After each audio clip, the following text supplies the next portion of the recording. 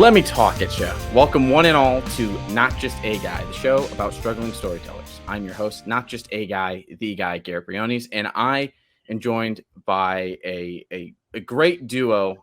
They wear many hats. I'm joined by not just a guest, the guest. One is a director, cinematographer, grip, AC, any role on a set you can think of. She has done it. That is Kaitlyn Scardino, Kate. And then we have Valaniece, writer, actor, producer, photographer, roller skater, whatever. She's good at all of them. They make up the collective Sad Girl Cinemas. Kate, Valaniece, thank you both so much for being here. Thank you for having us.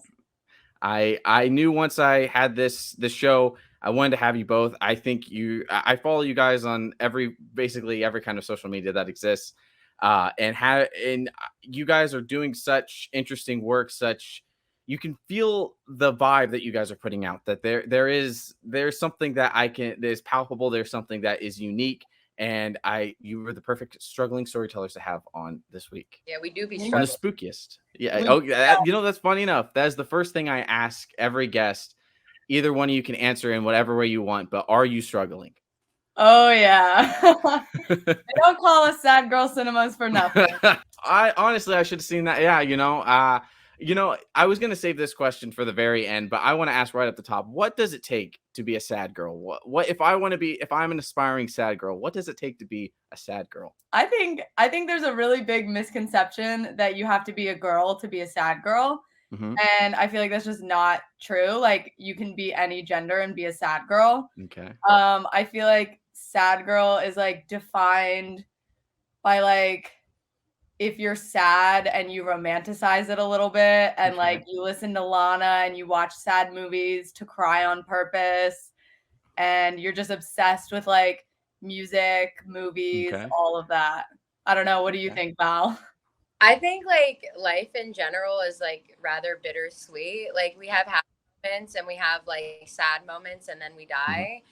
And I think that death in general is bittersweet. And I feel like there's just like a constant twinge of melancholy to life, which is like nice. It's not like a bad thing. And I think that's what being like a sad girl is just like embracing that melancholy and that bittersweetness for what it is. And then making art out of it and like expressing yourself with it and finding peace in it. I love that. How did you two stumble upon the name? What was the event? Who popped up with it? Was it a mutual? You both said it at the same time. How did that name come to be? I came up with it. I was like joking, okay. Trying to come up with names for a company because we knew we wanted to start a production company. And I thought like Kate would think it was silly because like we love Lana and we were always talking about how we're sad girls. So I was like, what about Sad Girl Cinema? And then Kate was like, wait, no, that's the one. So yeah. Yeah. That's perfect. So I always want to start off at the beginning because that's where every story starts. And so for me, I always think back to being a kid from a small town. I watch something like Star Wars. I see Luke Skywalker looking at the twin suns and I'm like, I got to do that. I got to make that thing. I see Jurassic Park. I'm like, I got to make the dinosaurs. For the two of you, what gave you that storytelling itch and what were some of your earliest creative projects that really kind of made you realize this is what I want to do? It's really funny. For me, I used to watch a lot of movies with my brother and my dad. Mm-hmm. And my parents were very overprotective, so they never really let us out of the house. So we always just watched movies, and we would pretend like we were in them. And then, like, I remember watching King Kong as a kid, the 2006 one. I think it was 2004, 2006. And I thought it was really cool. And so I went up to my dad, and I was like, Dad, I want to be an actor. And he's like, you can't act. I'm like, yes, I can. And he was like, all right, go ahead then. You're Anne. King Kong is grabbing you. What do you do, Anne? Action. What do you do? And I was like, And he's like, see, you can't act. I'm like, motherfucker, you're right. And then back to him, I was like, I can't act, but I can be a filmmaker. He's like, all right, that one sounds good. And then that's okay. That's awesome.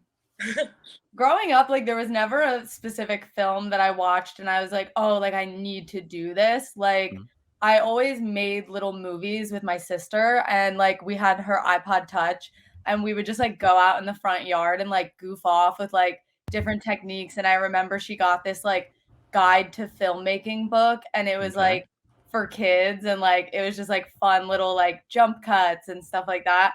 And so we would like mess around with that. And so I was always very bad at verbally telling stories, and I still am. I feel like Val can attest to that. I just suck at like telling stories, but I found that like visually telling stories was a lot easier for me to do. Okay.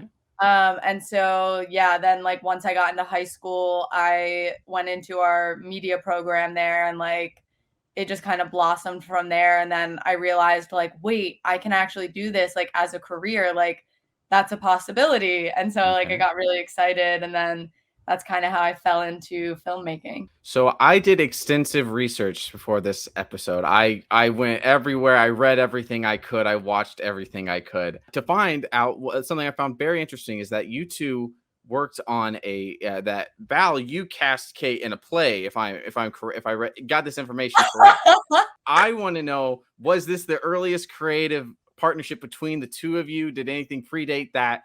And what do you, when you look back on that, do you look back on it fondly? Did it lay the foundations for the sad girl cinemas we're seeing today? Definitely. Yeah, so I think in the sense that Kate just said she can't tell stories, I learned through that play, I don't like directing. I can't direct. Okay. Maybe one, but after that I was like, no. And then I guess we just switched spots after that. I direct now, so it worked out perfectly. Yeah, that's crazy that you you found I know. I'm like, I like to bury that in my past because I had like technical difficulties. I know. And like Kate was there, it was so bad. I didn't even have like a speaking role, I don't think. I think she just had like one line in it. I had like one line. I was like a freshman, and you were like what, junior? Yeah, I was a junior. Okay. Yeah, and like that was like the first time, because I knew her brother, and like him and I were in the same grade. Gotcha. But I feel like that was definitely the first time we worked together, and that introduced me into like drama and theater and all of that. And so very grateful that she took a risk and cast me in, gave you your big Twilight break. Zone. I'm curious because Valaniece, you just said that it made you not want to be a director. Would you two ever now? Would you reprise those roles? Would you direct something that Kate would act in? Is that something that ever would you guys want to try and recapture that magic, even if there was no speaking role? Would you ever want to recapture that magic? I would like to direct. Like I'm planning on directing a music video, which I'm like just excited about. But like if baby girl wants to like act in something, like she's always welcome to. I actually funny enough, so when we were in high school, I wrote a script called How to Get Away with Murder, and it was based on me and her and a friend group that we were in. And like at the time I thought it'd be fun for us all to act in it, and like, you know, like I direct it, and then it never happened. And then for shits and giggles, like earlier this year, I sent it to her and was like, oh, I don't know if you ever saw this, but I wrote this about our friends. So I don't know if like we talked about who would be directing that, and like if we'll get another director involved, but that's like TBD. So I don't know. I do not know. So, but be on the lookout. Be on the lookout. I think there's something there. When you tell people back home, like, hey, I'm gonna go, you know, across, I'm gonna go the other coast. What's sort of the response? Like, even, you know, I come from a small town here in California, and when you tell people that you're gonna be a filmmaker, they're like, awesome. What does that mean? Like, I'm so happy for you. Oh, what do you even do? So what was the response like back home? Was it immediately like, yes, go, you got to go to Hollywood, the big bright lights? You know, what was that response from your family and friends? I would say for me, it was more negative than positive. I had a lot of people telling me like, you're going to miss this small town. Like, you're going to wish you never left. And like, you should just stay here. And like, you know, every time I go home to visit, my family is like, maybe you should just stay here. Just ship your stuff back and like live here still. And like, I know just because they miss me and everything. Yeah, like there were definitely though some people who were very supportive. My grandfather actually, he always says to me, Hollywood or bust. And like that always sticks with me because I'm like, oh, I have to like make it out here, you know, because if I don't, like I'm letting down Papa. What about you, Valaniece? There was like people knew it was coming. I had always said when I was a kid, like I always knew as a child that I wanted to do this, and I feel very fortunate that I knew from the get-go what I wanted. My My mom was very neutral about it. She was just like, whatever. Like, of course, she wanted me to like succeed. My dad was like the most encouraging about it, despite him being like, you can't act. I'm like, honestly glad I have someone in my life who keeps it real, and it pushes me. But yeah, no, my family was like supportive. They knew it was going to happen eventually. I had always planned for years that after I graduated college, I was going to drive cross country and, lay roots here and figure it out here. Okay. And so you both do that. You land here, you're in the big city. And I want to know for you, on one of my previous episodes, I had on Felix Malms. Kate, I know you're familiar with him. When I brought up that you're going to be on this episode. His immediate response was, "Oh, you got Katie," and I said yes. And I said, "Do you want to share anything about living together as roommates?" And he immediately said no. That was all. That he shut that down. And so, speaking of him, he said something that I thought was very interesting. Was he talked about the idea of getting your foot in the door, and what does that even mean? So I want to know, for the two of you, how have you gotten your feet in the doors? Is a weird way to say that. And what do you think about that idea that someone just kind of upends and comes here, and it's not exactly, it's not an industry where, if you want to be a construction worker, you can find sites, you get your certification, stuff like that. For us as filmmakers, it's not as easy. What does the idea of getting your foot in the door mean to the two of you? I think like something that you need to have when you come out here is like a unique style and something that sets you apart from everybody else. I think that's like really important because everybody out here is trying to make it, So like what makes you different? Like what is special about you? What are you selling? What image are you selling? I think like that's really important step to getting your foot in the door and like making a name for yourself and like putting yourself out there. I don't know. That's an interesting question. I guess like for me, the only way I can like answer it is like anecdotally. For me, like when I started my career, I was a freshman and I was an intern on a movie, and I started working as an office PA in the production department, and I did that for 5 years. And I was kind of told that like this is how you get your foot in the door. This is how you get attention. This is how like you make connections and you meet the right people. But like after 5 years, like when I moved out to LA, I got another job as a PA on an HBO show. And at that point, I kind of realized that whole idea of like getting your foot in the door, like by making connections, it doesn't necessarily work that way depending on where you're at, because like a lot of people just kind of looked at me like it didn't matter if I wanted to write. They saw me as like a PA. They're like, oh, that's cute. Gotcha. You're really good at doing receipts, so keep doing that. Or, oh, that's great that you have aspirations, but you're really great at ordering crafty. So they just kind of see you as that. So what I've learned is that in terms of getting your foot in the door, I believe that the best route is to just create and put out there and put that energy out there, and the right people will pay attention. Okay.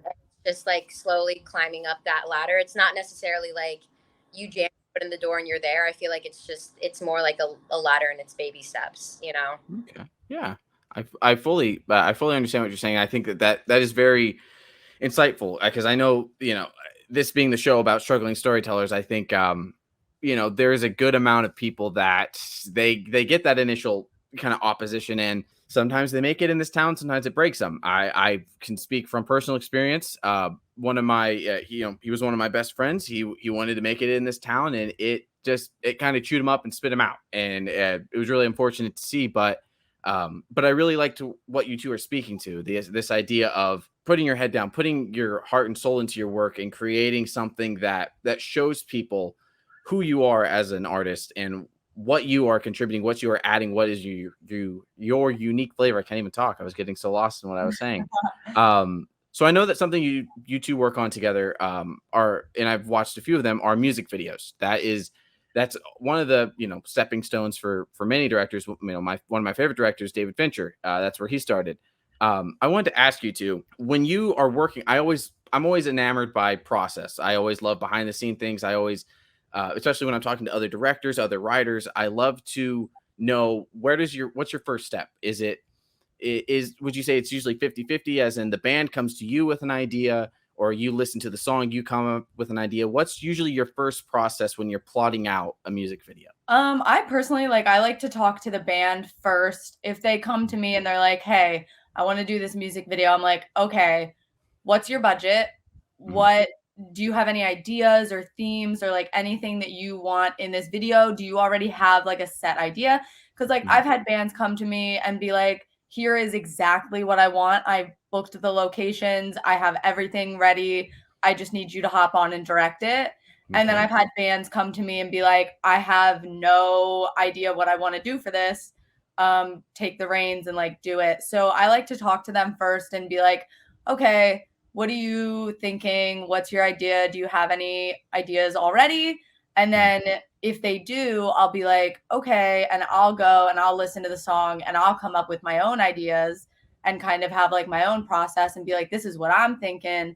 How can we kind of merge these two ideas and create like a happy medium that works for both of us? And so far that's worked really well. Like there's never been a time where they've been like, or if they're like, oh, I don't like this idea, I'm like, okay, let's just change it then and make something that we're all happy with, you know? I don't know if I'm supposed to answer. I don't know. I guess. Oh, no, yeah, I would love to. I want both of your, seeing it from every hat that you wear, seeing it from that every angle. I was just going to say, for me, because I mostly produce the music videos, it really depends on like the nature of the video. Sometimes I'm really not doing much as a producer, and sometimes I'm like doing a lot. Like we had one music video that we shot at a roller rink, which was really cool because it got to combine my passions like into but that one was like to show off a little bit.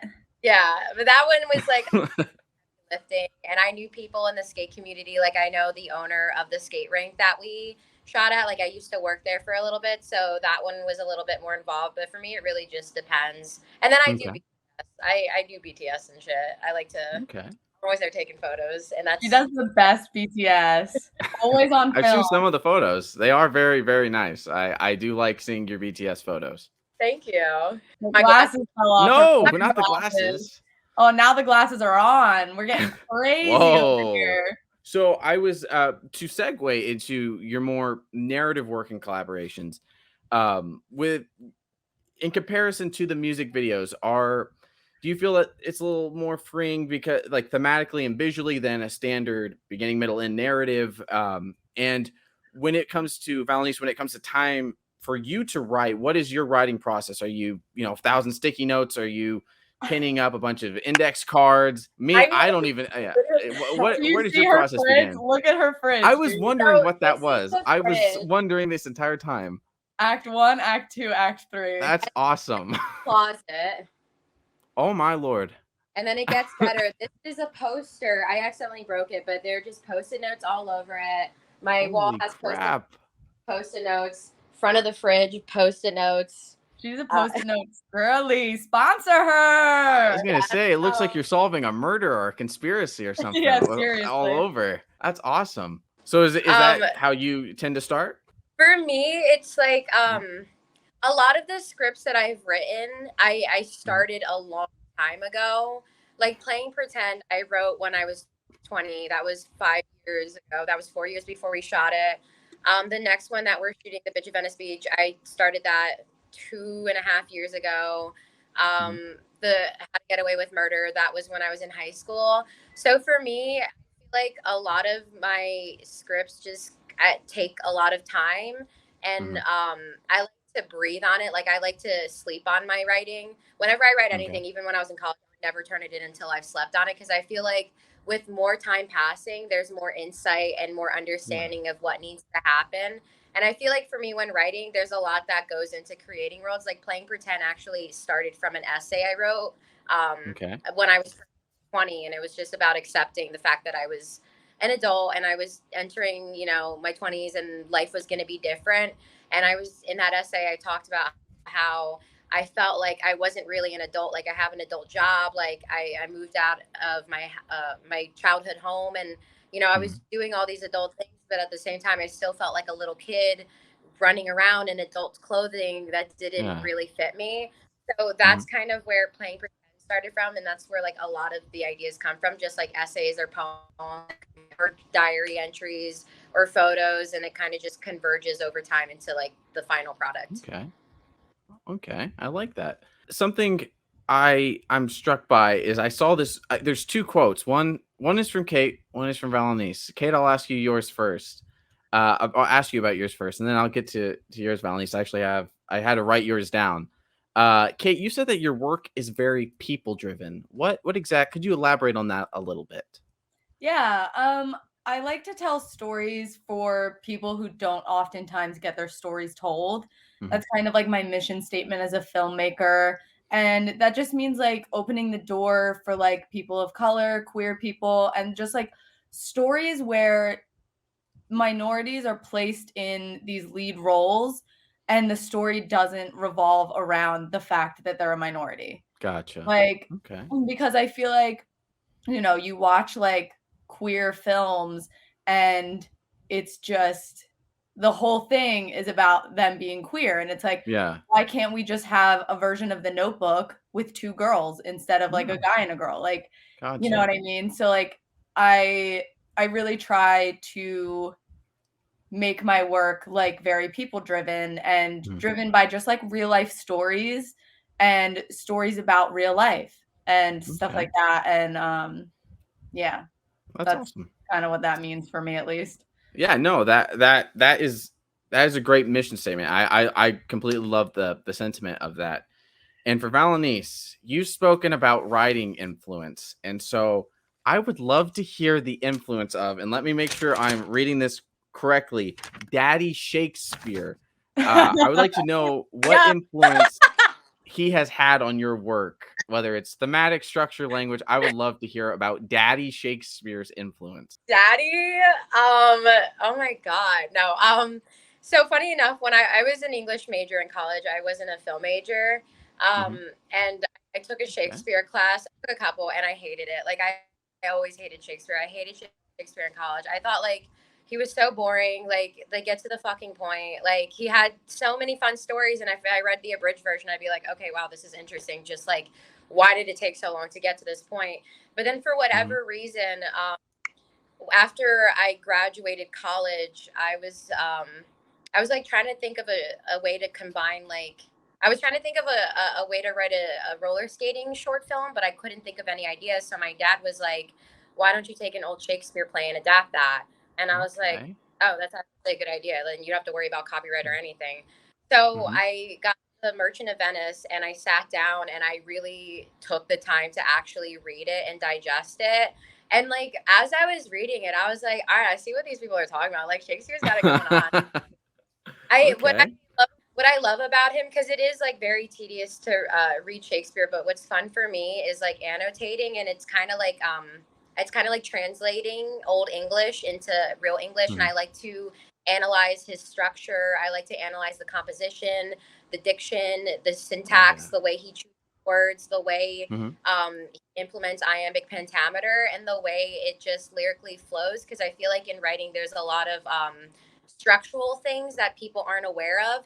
And I'm very fascinated why certain combinations of phrases sound so good and why others don't, why certain writing is good and why it doesn't. And a lot of it can be zeroed down to like the structure of it. So that's why I like Shakespeare. And it's really influenced me to like play around with writing, and poetry has helped me as a screenwriter in terms of, switching two words can make or break a line. Finding a rhythm in it, like in iambic pentameter, it's like ba bump, ba bump, ba bump, and then scientifically, we as human beings respond better to that because it sounds nicer. And just finding a way to take that like inherent music in like his poetry and find a way to like put it in scripts without it sounding so like robust like Shakespeare, but like more natural. Yeah. That's why I like him, and I think a lot of his themes are incredibly timeless. His stories, like the characters are so deep and they're so relatable. And this man was at a time when like, art was unhinged and he kind of just said and did whatever he wanted. And I think he was incredibly brave for that. So that's why he's daddy. But that is why he's daddy. That mic drop right there. I love that. That's awesome. I paid ungodly amounts of money to a film school, and I never heard anything that well structured and spoken about when it came to writing. Although I had great writing teachers, nothing against them. Shout out Jack Weinstein. But that I love that. That is a perfect way to to speak about influence and how it's informing your work. I love that. And speaking of the how you're writing, speaking of the mission statement of what is going into your work, how would you two, and we spoke a little bit about style. How would you two describe your style? And is the Sad Girl Cinema style an amalgamation, a combination of the two of your individual styles? What would you say your style is if you had to put it to words? I would say it's like indie sleaze, sad girl, raunchy, Okay. but also a little bit classy, like red lipstick on a cigarette, you know? I always say sad, funny, hot girl. And I think that just Okay. perfectly encapsulates me and I Kaitlyn think are it as does people. too. Like we're hot, we're funny, we like having a good time, we're sad. Like, need I say more? You know, just like the feminine experience. Yeah, and I would say it's a very fair amalgamation of our personal styles. Okay. And I think like our styles, I don't know, Val, what do you think? But I think like our styles have adapted to what our brand kind of is. You know what I mean? Yeah, I think you and I had our own shtick before, and it kind of just like filled the gaps, you know? Like we Yeah, filled it the did. gaps. Yeah. Especially because, like, you know, Kaitlyn's a director. She is able to take like a script and visually represent it on screen, which is a skill in and of itself that's incredibly hard to acquire. And then like I the shit down, you know. So we kind of just filled each other's gaps, and like all the skills that we bring to the table, whether it's Kaitlyn's cinematography or her directing or my photography and my writing, like it just perfectly came together. And like I think with Sagro Cinema, we just kind of grew from there, you know. Yeah. Okay. Yeah. And speaking of that, having such a strong professional, partnership, and I follow you guys on the social medias. I see, you two look like you're out there having fun all the time. What do you think it takes to having a strong collaborative relationship that is both personal and professional? What do you think? What is it just about keeping things fun? Is it about, just knowing what the other person wants? What do you think it takes to keep that? Because another quote I have here is that I've seen that you have described each other as creative soulmates. So what goes into building that strong collaborative relationship? I think it's like a once in a lifetime opportunity to like find somebody that you just mesh with so well and like you work with so well. Like I'm so grateful that like we reconnected later in life and like we're able to create everything. And I think like a really big part of like having a strong bond and like in the workplace or whatever is like being able to give 80% when Val can only give 20%. And like I've been in a position where I can sometimes only give 10% and she'll come up with the other 90% so that we're always at 100% no matter where we're at. And like I think it's about communication. We're very good at like communicating, I feel like, what's going on in our personal lives, what we're feeling in like the workplace, I guess we're calling it. I don't know. But yeah, I think we are creative soulmates and I'm very grateful that like we found each other. And I don't know. What do you think, Val? Yeah, no, you said it perfectly. I was going to say communication. I feel like any relationship, whether it be romantic or like friendship or with your family, I think the biggest thing, because people talk about how communication is important in romantic relationships, but it's equally as important in any relationship that you have, working, friendship, otherwise doesn't matter. I think communication is the big one. We're both good at communicating. We'll have our moments, but like we're only human, but we always come back no matter what, always. Because at the end of the day, we love each other. That's what matters. Yeah, and I think it's like important to also like have a distinction between your work and then your personal life. Like we go out all the time and we always have fun and stuff like that. And like if we get into a little fight, which is like bound to happen in any friendship or like relationship you have with somebody, like we'll still communicate about work. And then like, if we disagree on something in work, we're like, okay. And then like we'll end our meeting and we'll set it aside and we'll deal with it later. And we'll like, so I think it's important to have a really clear separation between like your work life and your personal life when you're working with like a business partner that's also your friend. Yeah, I like that sort of, that separation of church and state, because, both relationships are equally as important, but they also, maybe they don't need to intermingle. I love hearing that. I wanted to talk about, it's been mentioned a couple times, but Playing Pretend, that was the thesis film you two worked on together. Valaniece, you've talked about how that was something that you had in the past and how you related to it. And so something, since we talked about that, something I did want to know was, looking back on it, what are some lessons that you learned from that process that you will take onto that you have already taken onto your next ventures? For me, I think my biggest thing I learned was like learning. I write a lot in the sense that I write things that are long, like essays, poems, scripts. They always go on too fucking long, and I have like so my darlings. But because of that, and like the script was very unique in the sense that it was just one continuous scene.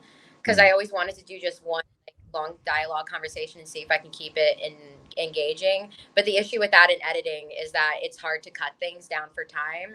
So I think the biggest lesson I learned in that is that I have to kill my darlings, and being able to differentiate what is really important, because everything's important to me, but it might not be important to the audience. And even though I feel like it's important because it's communicating a certain thing that they need to know and they need to establish, that thing has already been communicated. Like I have a bad habit of trying to drill the same thing over and over again and make sure the point is heard when it can be done succinctly and it doesn't take so many lines. Kate, was there anything that you learned from that process that you have continued on in your ventures? Oh my God, I learned so much, I feel like, from that process. That was a crazy time. That was like the biggest short film. That was the biggest production I've ever directed. And I just had such a great crew and such a great team and such a great cast and writer. So it made things really easy. But I would say very similar to Val is like I learned to like take notes from people and be like, okay, like, yeah, I think this is really important, but if it's not, like, it's clearly not as important as I think it is to everybody else. So I should like cut this out. And I also learned to go back and never do like one long scene like that, because like Val said, it was really difficult to cut together. Yeah. But yeah, I don't know. I learned a lot of stuff, but yeah, I would say like killing your darlings was the biggest lesson that I think both of us had to learn on that one. And so is the next project, the next narrative that you two are working on together, is that going to be The Bitch of Venice Beach, which I love that title so much? Is that the next upcoming project, or is there something else that you guys have in the works? We're talking about it right now. There might be another potential project, but it's just dependent upon like me and my scheduling because I have been quite busy. But if not that, then yeah, The Bitch of Venice Beach is going to be the next one, and that'll definitely be the most ambitious one by far. But I think it's a fun challenge, and I'm like really excited about it. I'm like very passionate about it. Okay, I'm very excited for whatever you two want to work on. I will be someone seated there. I will be one of the sad girls there waiting to watch. So as we're kind of winding down, I end every episode with, when I have, you two are the first double guests I've ever had, so I had to tweak this a little bit. Usually I ask 6 questions to my guest. I tweaked it a little bit. There's 7, but it's 2, and then actually no, it's 6. It is 6. It's 2, and 2. So I will go back and forth because these are not just any questions. These are the questions. So Kate, I'm going to start with you. Okay. These can be as long as you want them to be. I've had people answer them in 30 seconds, or if you're Felix, some of these questions went on for like 5 minutes. I love him. That's no slander against him, but he can speak. Having worked on both the crew side of things indirectly in the creative, both the above the line, below the line, if you want to use that terminology. I've never liked using that terminology. What have you learned about best getting a vision across as someone who has been on both sides? Communication for sure. I would say like communicating with your crew is very important. I've been on a lot of sets where there's not communication to the, I guess we'll say like below the line people. And those are the people who are your foundation for your film.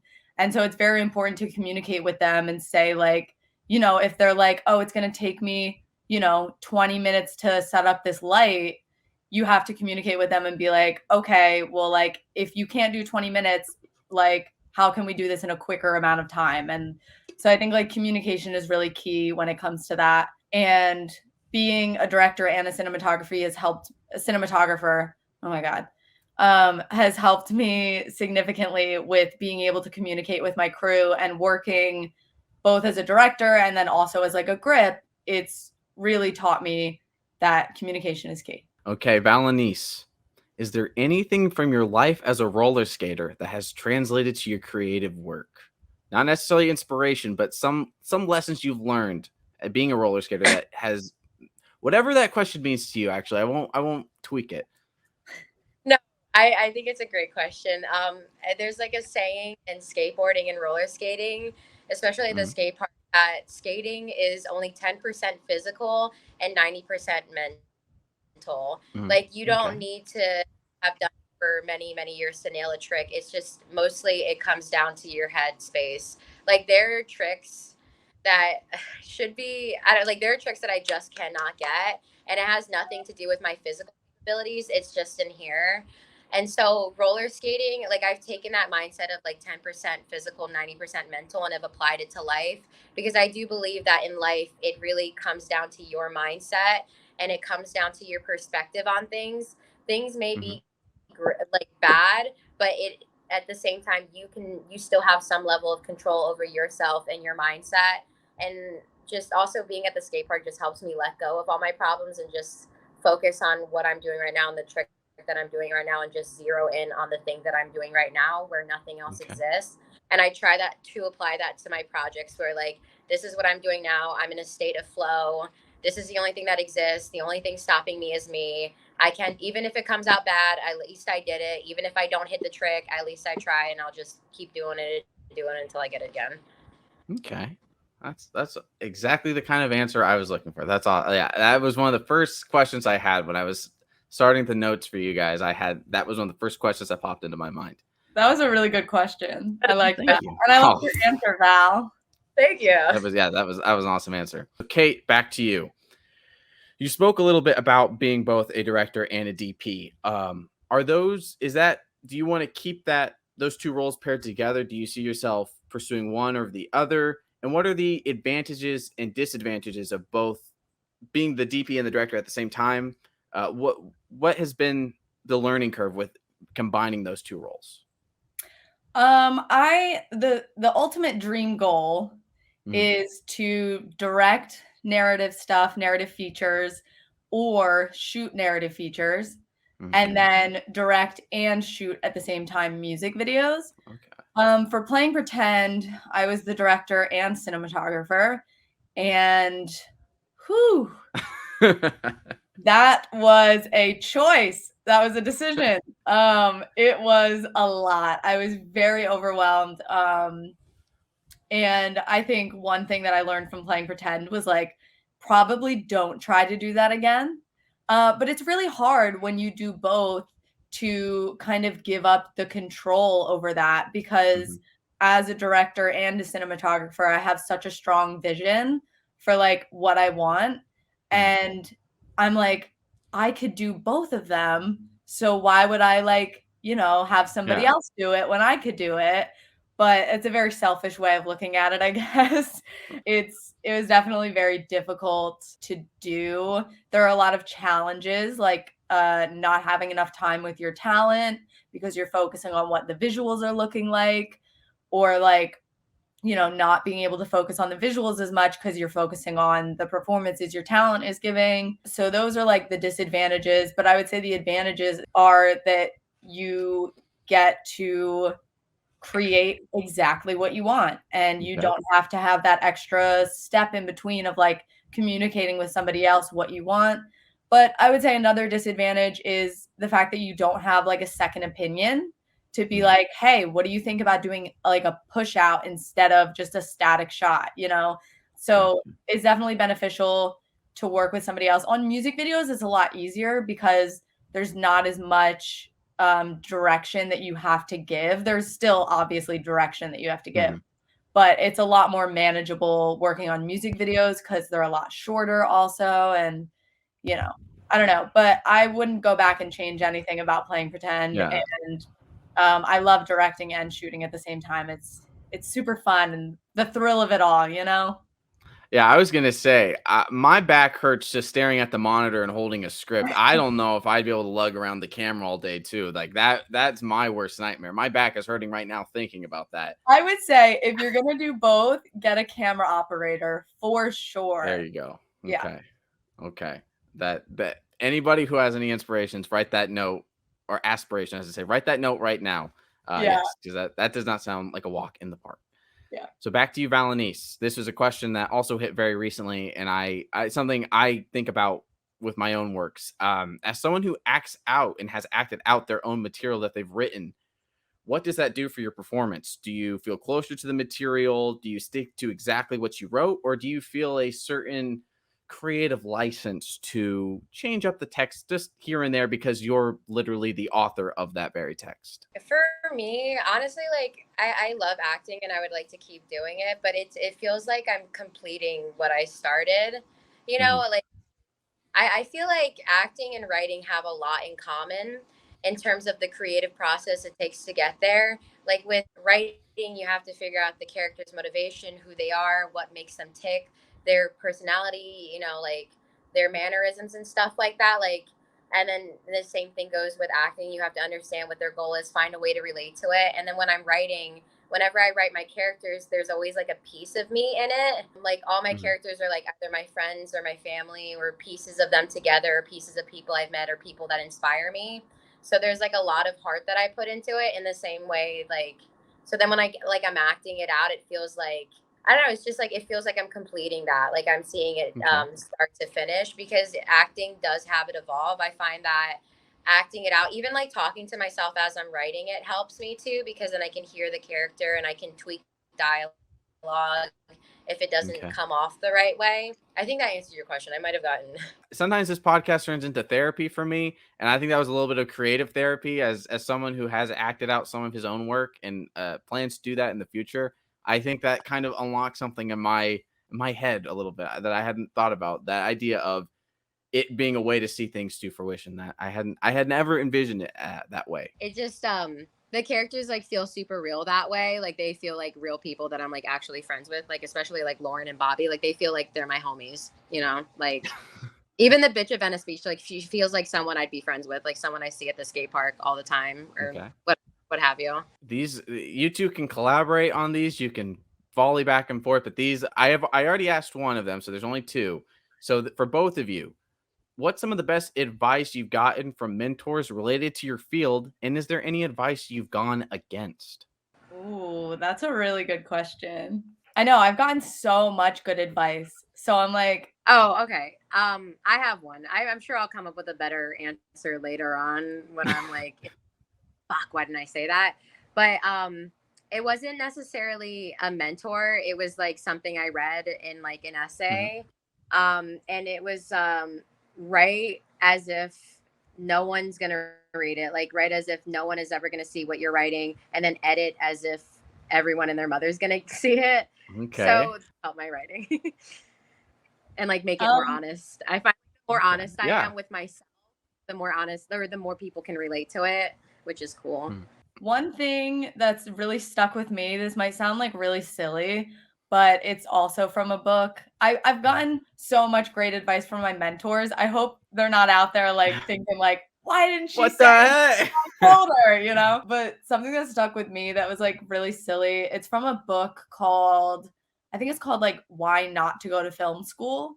And it's just a book about like everything you need to know about filmmaking pretty much, essentially, like without going to film school. And I did go to film school, but I read the book as well. Got to get both sides, Yeah.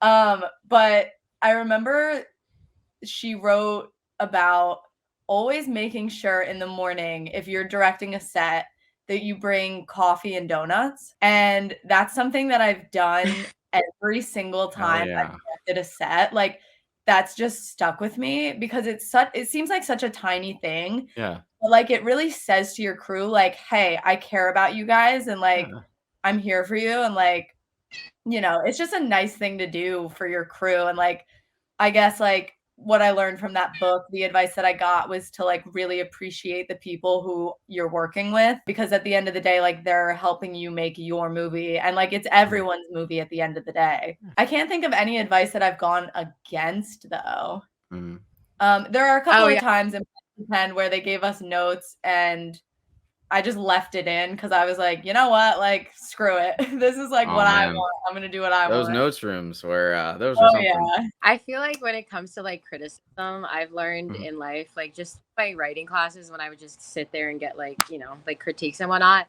there are such thing as dumb opinions. There are some dumb opinions, like really dumb opinions that have to do with your art. And I learned that there are some opinions you don't have to accept. There are some critiques that you don't have to listen to. A lot of it can be valid, but some of them are stupid, and there's no sense in pleasing everyone, because then you're going to come out with like this Frankenstein monster like project or whatever it is. Yeah. Like there are some opinions that are stupid. Oh, cat. Sorry, I get really excited. I like that little bit there of when it came time to edit my thesis, I think there was a lot of times we got notes and we didn't like the note, but we did it anyways. Almost, I don't want to say out of spite, but we kind of did it out of spite, so that the next week when we would show it, they would go, "Oh, maybe that was dumb," and then we're like, "Yeah, maybe it was. We're gonna go back to how it was." Yeah. And so I'm really happy how this is all shaken out, because there's a different final question. I think it's the perfect question to end on. I would love for you to tell me, what is the Lana Del Rey of it all? Is she the avatar, the spirit of Sad Girl Cinema? I want to know. You invited her to a mixer. I want to know what does she exemplify that resonates so much with you two? I would love to hear it. She's the OG sad girl. I think like for me, what I really like about Lana's work is that like she's like chosen her aesthetic and stuck with it and has refined it and has aged with it. But also what I really like about her work is how honest it is.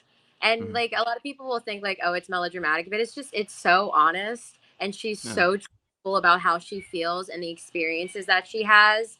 And you can feel that, and it feels like it's in a sense your own experience too. So I really respect her honesty, and also like her fucking lyrics are immaculate. Like she's like good at work. Like she's very smart. I like her philosophical takes on life. I like her takes on femininity. They're very different compared to like the strong bad bitch kind of trope that we see a lot. She's like very honest and soft in it, which I respect a lot. But yeah, she's a baddie. Like what? She is. Awesome. No, I'm kidding.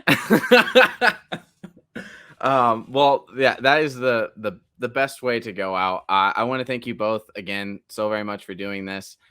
Is there anything you'd like to plug, the socials, anything upcoming, just whatever, if you want to plug a deal at a sandwich shop that you like, is there anything you would like to plug? Yeah, follow us on Instagram and TikTok as Sad Girl Cinemas to stay updated on all of our, current films coming out, our mixers. We host a lot of really fun mixers, networking events. So yeah, that's what I got to plug. And Joe's Pizza, that's my favorite pizzeria out here.